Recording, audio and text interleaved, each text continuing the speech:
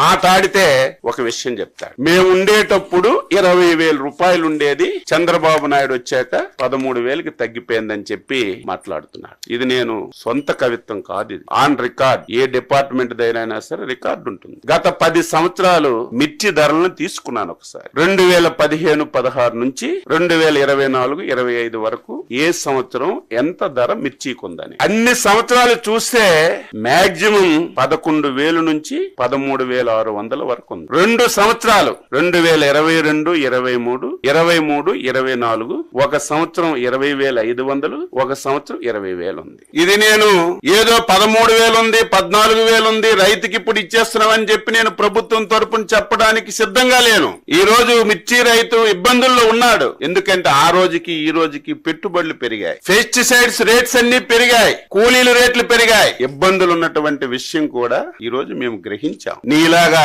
చేతులు కొట్టుకొని ముడుచుకోను, నీలాగా ఎవరో పేపర్ మీద రాస్తే చదవడం ఈ ప్రభుత్వానికి, ఈ ప్రభుత్వంలో ఉన్నటువంటి మాకు అవసరం లేదని చెప్పి తెలియజేస్తున్నాం. ఎంత తెలివైన వాడంటే జ్ఞానమున్న ఏ వ్యక్తి కూడా చేయడు. ఒక దంపుడు ఉపన్యాసం ఇచ్చావు కదా జగన్మోహన్ రెడ్డి, దీని ఒక్కదానికి నువ్వు ఆన్సర్ చెప్పు. ప్రభుత్వం మద్దతు ధర ఎప్పుడు ప్రకటిస్తుంది? మార్కెట్ లో ధర తక్కువ ఉంటే ప్రభుత్వం మద్దతు ధర ప్రకటించి ప్రభుత్వం వెంటనే ఇంటర్వ్యూన్ అయి కొంత డబ్బులు పెట్టి ప్రభుత్వం కొన్నప్పుడే మనం మాట్లాడాలి. ఎంత తెలివైన వాడంటే 9/1/2020 సంవత్సరం. ఇంకా అబద్ధం చెప్తే నేనేం చెప్పలేను. ఆ రోజుకి ఈ పెద్ద మనిషి ముఖ్యమంత్రి అని నేను అనుకుంటున్నాను. ఆ రోజు అగ్రికల్చర్ డిపార్ట్మెంట్ నుంచి, మార్కెట్ యార్డ్ డిపార్ట్మెంట్ నుంచి ఒక జీవో రిలీజ్ చేశారు. ఆ రోజు మధుసూదన్ రెడ్డి గారు స్పెషల్ చీఫ్ సెక్రటరీగా ఉన్నారు. ఆ రోజు రెడ్ సిల్లీకి ఈ పెద్ద మనిషి మార్కెట్ రేట్ ఎంత ఇచ్చాడంటే 7,000 రూపాయలు ఇచ్చాడు. ఈ పెద్ద మనిషి 7,000 రూపాయలు మార్కెట్ రేటు జీవో రిలీజ్ చేసిన నాటికి